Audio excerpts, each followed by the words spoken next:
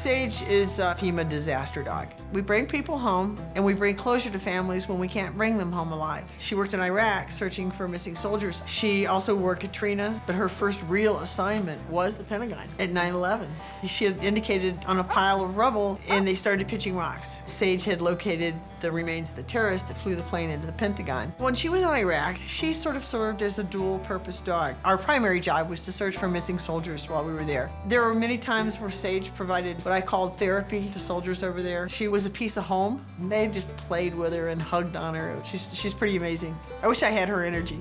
Sage is a canine brainiac. She makes me look really good as a dog trainer. Part of the training that we put the FEMA dogs through for disaster work, they're taught to take hand directions from a distance. If you have a collapsed structure, when you're responding to a disaster, it's very unstable. That collapsed structure may have someone alive under there, and if we start climbing all over that stuff, we could cause a secondary collapse. These dogs are trained to land like a cat, to move across the rubble without disturbing it as little as possible. I don't think she cares what the job is, as long as she's got one. She likes to stay employed. Everything for her, even though it's work, everything is fun though. Good girl. We went to the Camp Enchantment. This is all a kids' cancer camp. They just loved her. We did Timmy in the Well scenarios. Like, who wants to hide for Sage? Of course, everybody wanted to hide for Sage. I'd pick one and they'd go off and they'd hide someplace. And then I'd send Sage to find him and she'd find him and bark, bark, bark, bark, and I'd come and reward, and the kids just loved it. What they were really loving was her energy, and she had cancer just like them. She sniffed toxins on different sites throughout the country and over in Iraq.